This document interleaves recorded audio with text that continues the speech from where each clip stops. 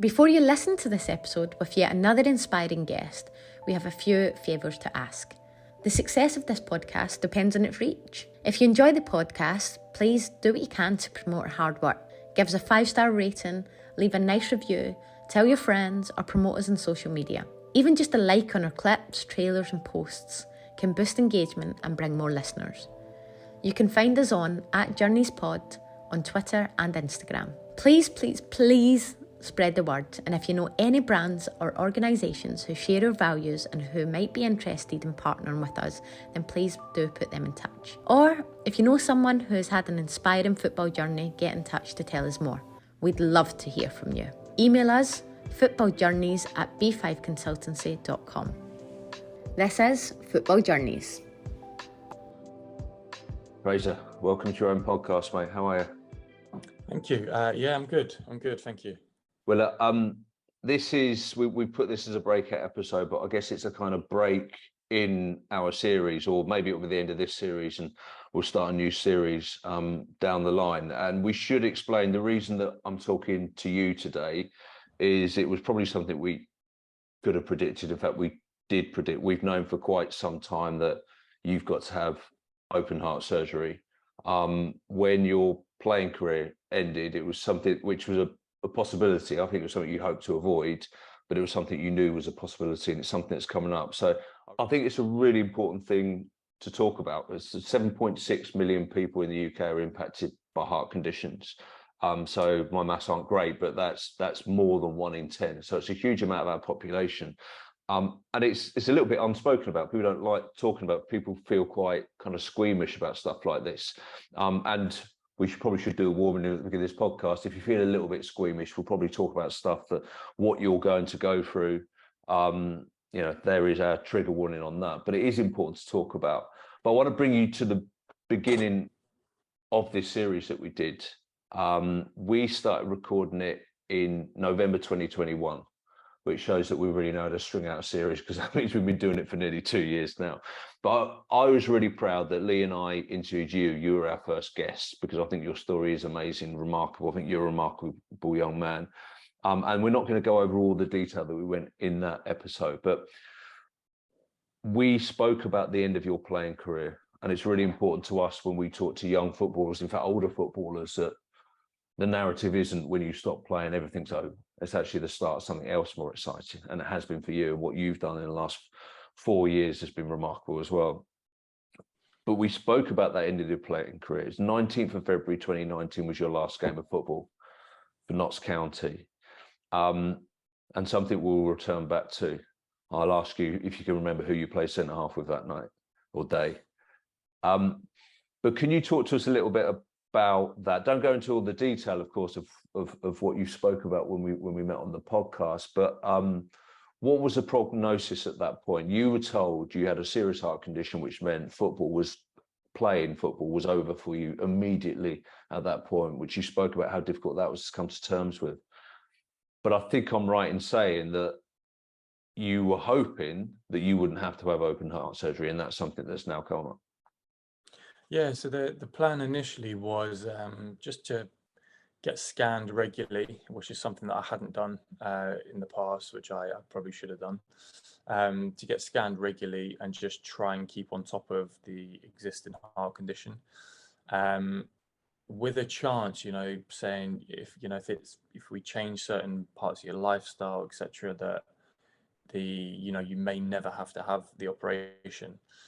So carried on doing that and getting scanned quite regularly.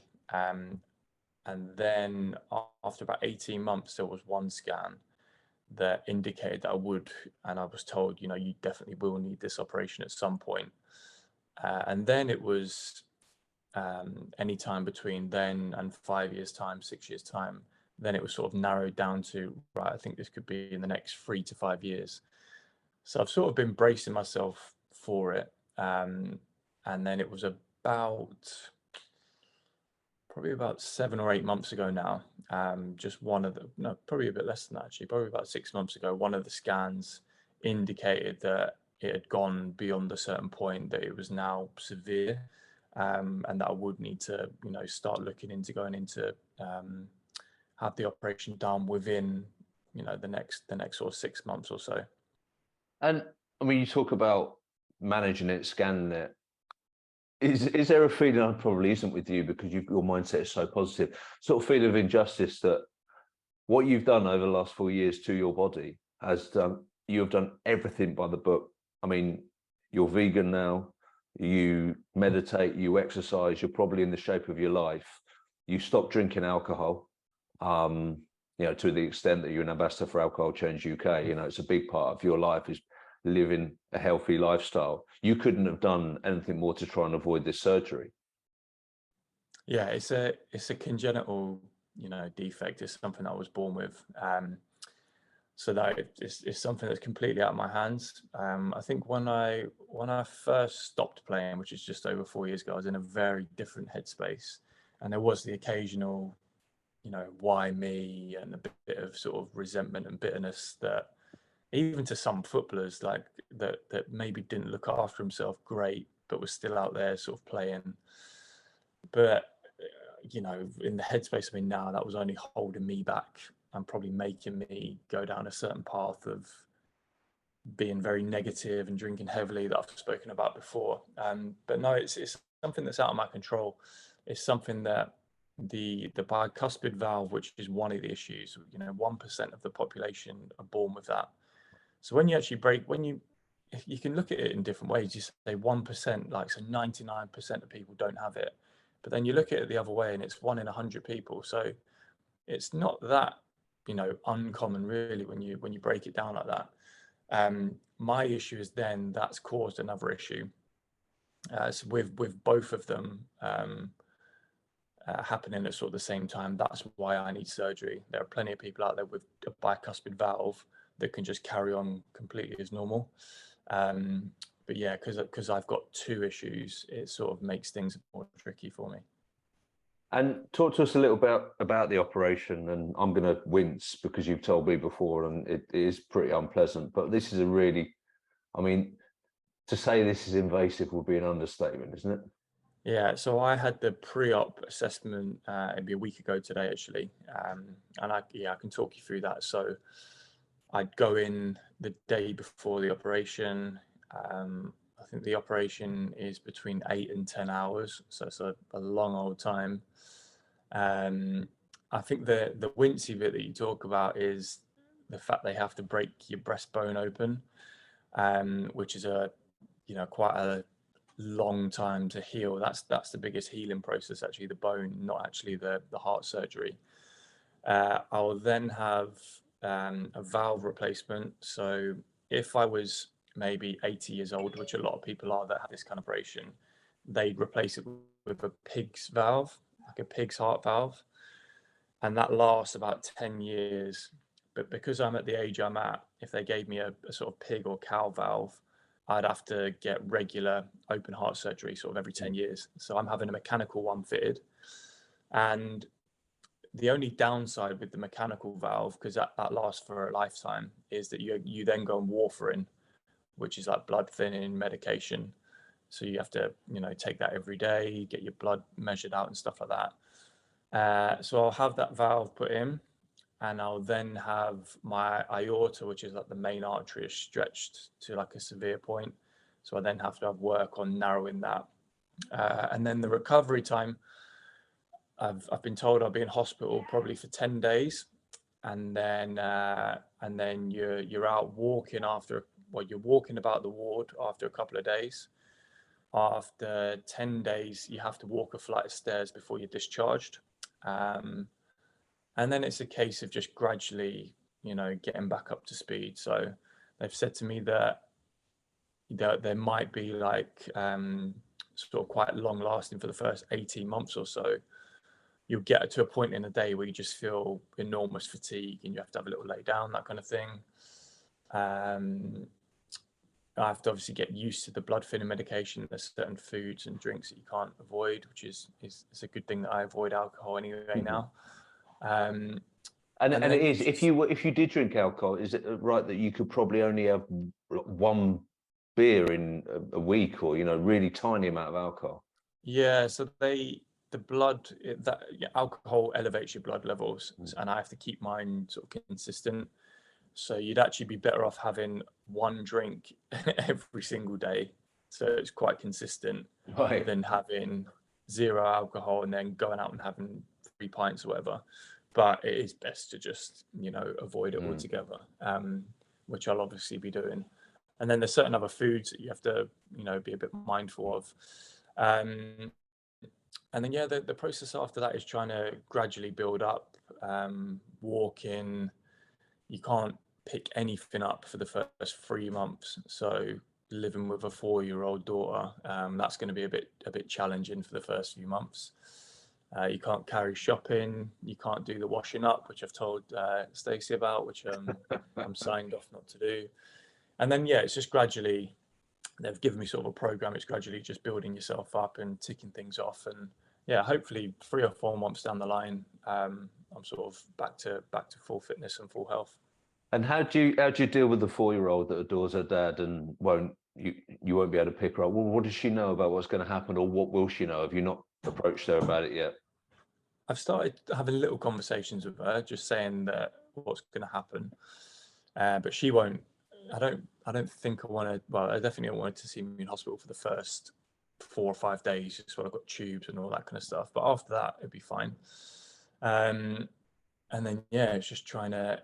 It'll be at a time where she starts school in 6 weeks' time. So it'll be a time like a big sort of transition for her anyway.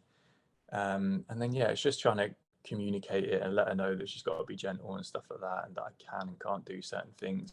But no, I want her to be a big part of it and be honest with her and stuff like that. So she enjoys playing doctors and vets and stuff. So I'm sure I'll be her next patient as well. I think sometimes we do try and shield kids too much, and actually the honesty element probably helps a lot. I think I've certainly found that with some things with my kids over the years. The one thing that I find really spooky about your operation is, now I don't know whether I'll be able to because of my hard hearing, but I'm right in saying that you will be able to hear your heart. So I know a couple of people that have had the operation, and they've actually said it's one of the most difficult things to get used to, because it is literally like a ticking clock. You can obviously hear it a lot, but people around you can hear it as well. So it is something that's quite noisy. That's what you get with the mechanical valve. But I think, it's one of them things. After a little while, you'll get used to it and you won't actually hear the valve. But, conversely, I've heard a few people that have said it's quite reassuring to hear it, to know that it's working. And when you don't hear it, then it's like, oh God, what's happening here? Well, that's the thing that scares the life out of me. Yeah, it's always why has it gone silent? But that's one of the really good things about knowing what to expect, and that's a big reason why I've been speaking to the British Heart Foundation. I'll be documenting certain things of it, but it's reassuring to know that that's coming up and not having that as a complete shock. But that is going to be something to get used to. And have you ever watched Peter Pan, by the way? Yeah. So there's the crocodile that swallows the clock, and it means that Captain Hook knows because the tick-tock. I'm not comparing you to a hideous beast like that. That might be a good way of explaining it to Nelly, actually. Yeah, absolutely. So you talked about talking to people, and then I kind of alluded to it in your last game. You played centre-half alongside, well, I'm sure I don't need to say who it was, but you played centre-half alongside Mark O'Brien that day. Yeah. And we said 7.6 million people in the UK are impacted by heart conditions. That's 1 in 10, but this was 2 in 2. Both you and Mark had to retire from playing because of heart conditions. I mean, have you spoken to him about what he went through, and has he been able to help you? Have you been able to help him? Yeah, he's been really reassuring, a really good presence on the end of the phone. Not only has he had, a lot of people that have this only go in and have the one issue worked on the operation. He's actually had both, so that's even rarer. That's, you're talking 1 in tens and hundreds of thousands maybe, that have to have both issues operated on. And he's not everyone's got that person that they can speak to about it, but I have, and there's plenty of questions I've asked him. He's now I think he must be 3 years post-op. And there's still things now that he's getting used to 3 years on, and, you know, recognizes he's so early into the sort of process himself 3 years on. And even just speaking to him on the end of the phone, knowing just how early on that is in the process, because I think of an operation, and I know after 3 or 4 months, physically you're sort of back to, you know, a decent level, and you can gradually build up. But the mental side of things when you have open heart surgery is something that I didn't really consider. And even speaking to doctors, there's certain like real emotional responses that you get that does literally sort of open you up. And yeah, it sounds kind of strange, but I've done a little bit of research, and a lot of people have said the same thing, that they'll get emotional at certain things. And yeah, it's probably another side that I didn't really think of, but you know, something that is like long term, pretty life changing. But he said, yeah, 3 years post-op, and he's getting sort of the reassurance from people that are longer than that, that is so early on into his journey, you know. And obviously I'm someone that wants to get back moving, and fitness and stuff is a big part of me, but I know that I need to, you know, not push it too early. Well, that mental challenge is an interesting one. We should maybe talk about some of our previous guests that we've had, because we've been so lucky to meet these people, hear their stories, but also to work with them afterwards as well. And you and I were with Sean Whiter only last week. We took Sean to Brentford to see their under 18s, and you and Sean delivered the most incredible session. I would say that I'm biased, but the feedback we got was tremendous. And the way that you held the room, but the way that Sean tells his story is incredible. And every time I hear Sean talk, there's always a new fact or new piece of information that he brings out, which amazes me. And one of the lads asked a question about, you know, what was the mental struggle like? And Sean put a percent. I love percentages because I'm a bit of a stats guy. And he said 70% mental, 30% physical. Now, bearing in mind, this is a guy that lost both of his legs. If it's only 30% physical when you lose both your legs, it shows how important the mental struggle is. And you know, and it doesn't actually have to necessarily always be someone that's gone through the same thing that you've gone through. I always think people who have gone through any kind of crisis, whether it be physical, professional, personal, whatever else, can be a huge tower of strength, which is why, and you go back to what you said about your daughter, why talking is so important. Yeah, and I'd probably say at least 70% as well. I'd probably go a bit, you know, for me personally, probably a lot higher than that, because I know that's where the difficulties will lie. But saying that, I know that I'm in a really good headspace going into it. If this was 3 or 4 years ago, I don't know, I don't think I'd have been quite ready for it maybe. But I feel really at ease, which is good, going into it very calm, going into it knowing, you know, certain things to expect. And, you know, the sort of path that it's put me on of, yeah, I'm not able to do as many physical things anyway that I was doing previously. But now slowing down my mind a little bit more, slowing down the movement that I am doing. So, you know, I've got big into my yoga, meditation. There are certain things that I'm doing there that I'll be doing in the first, you know, week of being in hospital.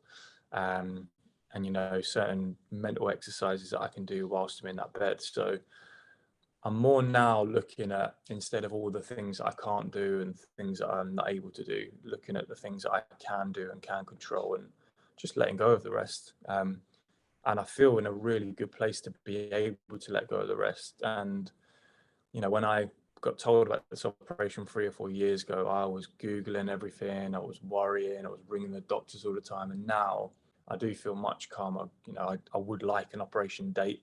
That's probably the only thing that I'm chasing up about a little bit, just so I can get organized. But other than that, it's just what will be, will be. I'm really fortunate that we're in a position where, you know, I've got people that can help me around the house, and, you know, supportive business partners, and, you know, things are taken care of. And I've got, you know, an amazing surgeon that's ultimately going to save my life. So, you know, when you look at it like that, there's a lot to be, you know, a hell of a lot to be grateful for.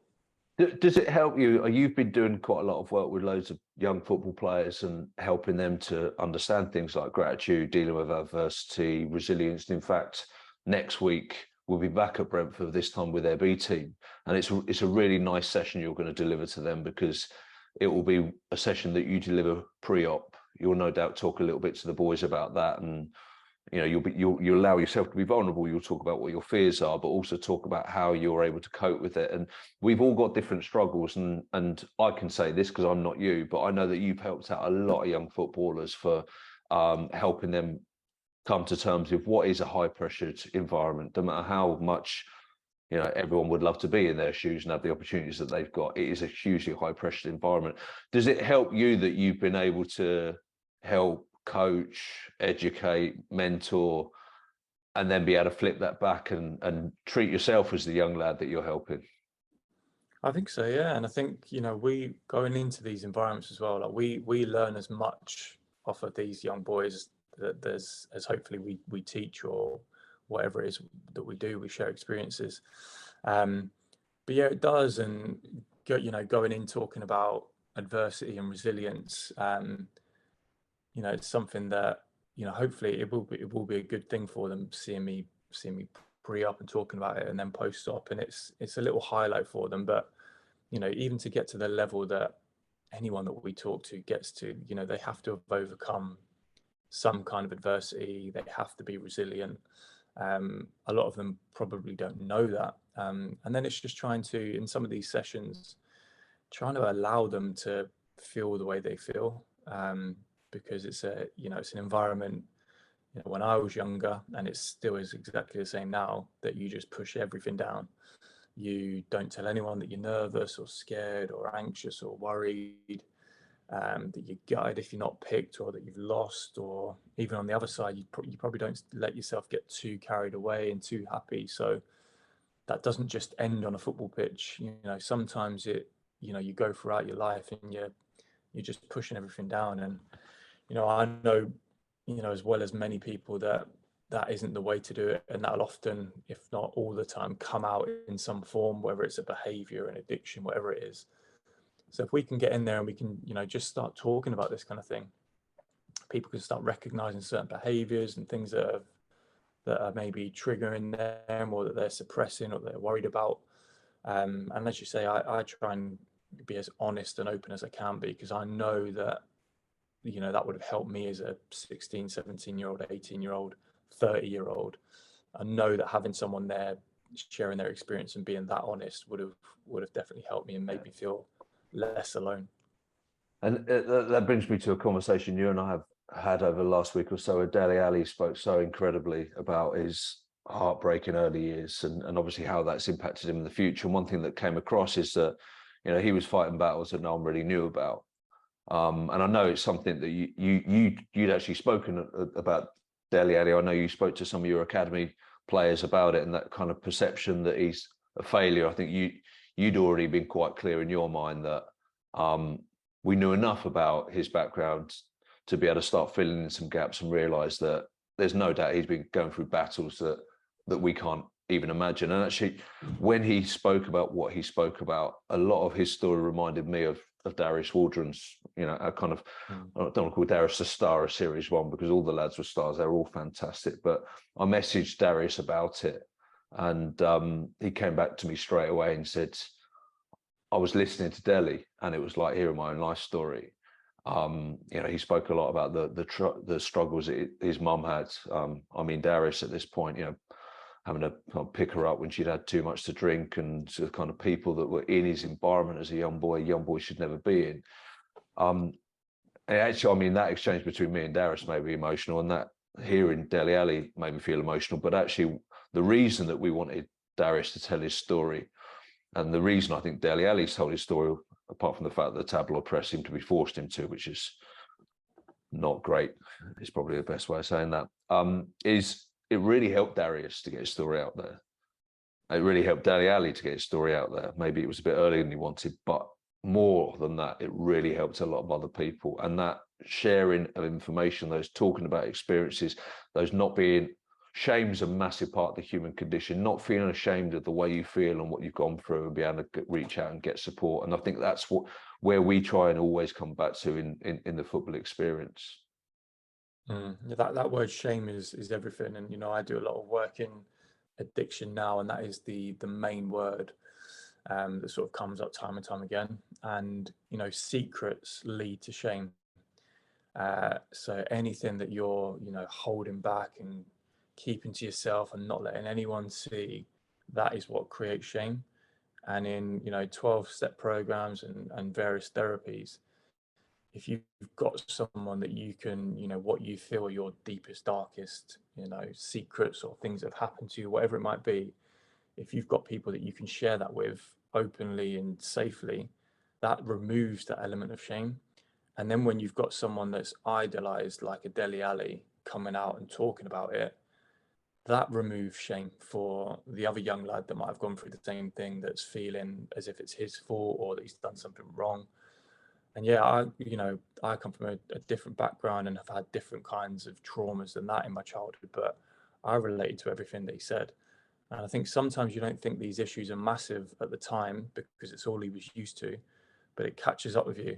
And he was talking about, this was happening to him when he was about 12, and by 15 or 16, which is hardly any time, he's playing first team football, so he's just getting on with life, and he's the star of the show. Then there becomes certain behaviors and dips in form and things that go wrong, and then these things start creeping up on you. So without dealing with it, it will always come back to bite you, and it will always sort of catch up eventually. Even if you think, I've forgotten about that, I've moved on, that shame's still sort of lingering in the background. And, it leads a lot of people to alcohol, drugs, sleeping pills, different kinds of behaviors. And again, this is why I'm so passionate about getting in front of teams and doing this, because we don't want people to hit rock bottom before they make a change, or we don't want people to, take drastic action, which could have easily happened by what Dele Alli was talking about, which happens too often. We all know certain statistics that are out there, because people get to that point where, it's too much to take. So, if you can get people out there when they're ready to talk, but, equally, if they can take something from someone else's story, that can be just as impactful. Yeah. But I guess the last thing I wanted to say, and they talk about other people's stories, maybe this is a little bit of backpatting, but it's not, because we're proud of our guests rather than ourselves on this. We've been so lucky to work with the people that have appeared in our podcast, and not only have they appeared in our podcast, but we've gone on to do stuff with them. Sean, we've been getting into lots of football clubs. We've obviously worked with Brian McDermott, and obviously we don't see quite as much of Brian because he's now director of football at Hibs. And I think we'll be planning, after your recovery, a trip to Edinburgh, me, you and Lee, which will be fantastic. We've had David Clark in at Chelsea, had a fantastic day there. And helping those boys to understand the challenges that other people have. One lost sense means that David's life's a lot different from ours. Actually, it's more successful than most of ours, including mine as well. So things can be overcome. We've had Troy Townsend on recently. We've known Troy for years. We've already worked with him. We're still working with him. Yinka Tamori was on. We ended up sending video clips of Yinka Tamori to hundreds, if not thousands, of parents and academies up and down the country, because his messaging was absolutely fantastic. We've helped out Martin Sinclair recently. We've had Peter Mitchell, who was on. We're going to, I say you've pulled out of going to Ireland because you've actually got a holiday planned, which you're hoping you can go ahead with, but you might, if not, be having open heart surgery. But Lee and I are going to Ireland with Peter Mitchell. We're getting him in front of the future of Irish rugby, talking to some young lads there. We're so blessed in doing what we do. And I know that you feel that as well, but I'm also blessed to run a business with you as well, mate. Your mentality, your outlook, your positivity means a lot to me. It's changed the way I've thought about a lot of stuff. We talked about alcohol. I drink less alcohol because of you. I haven't stopped drinking. I do have a Friday night beer every now and then, although I was actually completely clean this weekend. I should add, I didn't drink anything this weekend, but just little changes that work for me and my lifestyle. So yeah, I am blessed to work with you. We are going to have a little break. It may well be that we decide to come back with a completely different Series 3, or it might be we've had so much success with telling so many amazing stories that we come back and carry on series 2 in that respect. But whatever it is, we think we've got a lot to still say, so we will be back. So Fraser, thank you for talking and sharing a little bit about what's on the horizon for you. I'd encourage anyone to follow you on probably Instagram, although I have seen you've adopted a bit of Threads as well. So at Fraser Franks, if you want to see Fraser walking around in one of those hospital night dresses and everything else, it will all be there. So Fraser, best of luck, mate, and thank you. Cheers. Thank you, Matt. Thank you for listening to this episode of Football Journeys. You can follow us on social media on both Twitter and Instagram at JourneysPod. This is Football Journeys.